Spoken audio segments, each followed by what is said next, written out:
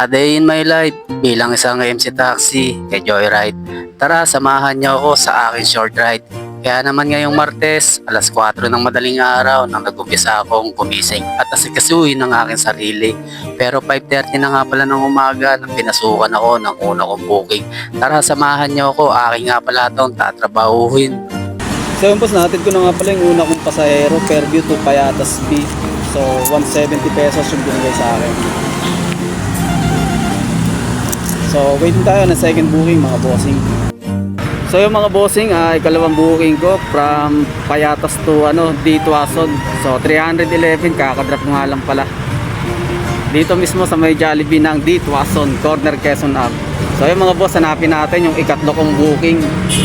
So yun mga bossing, kakadrop nga lang ng ikatlo kong booking, 160 pesos magmula Sampaloc hanggang DENR sa may Visayas yan. So e-cash to collect, so GCash payment nga pala mga bossing, 160 pesos. So hanapin natin ang aking ika-apat na booking. Let's go! Yung mga boss, at naihatid ko na nga pala yung ika-apat kong booking. So 74 pesos. Hindi ako kumuha ng gurami, pero dahil meron siyang add na 26 pesos, so kinuha ko na 4 kilometer lang naman.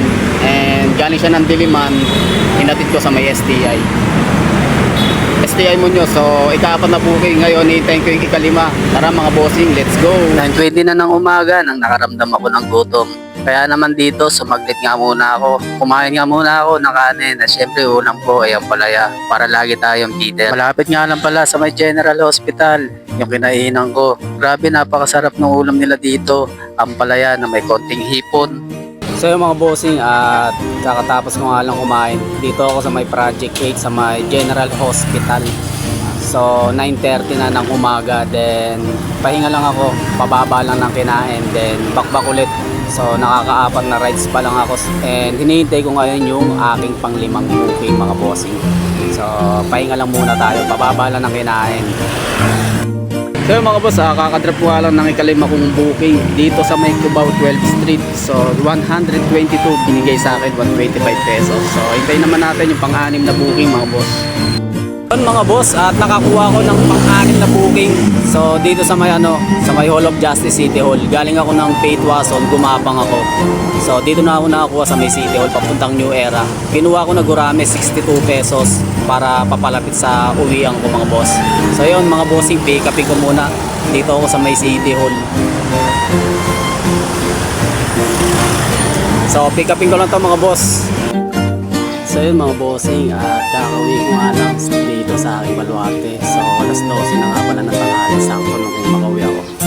So dahil tanghali na wala na masyadong magbubuk, kaya uwi muna ako. Then balik na lang ako alas 4. So naiwan ko rin kasi yung kapote ng pasahero ko tsaka ng sakit, kaya hindi rin ako komportable maglalayo. So paano mga bossing, hanggang dito na lang yung video ko. For more videos, please follow pa more.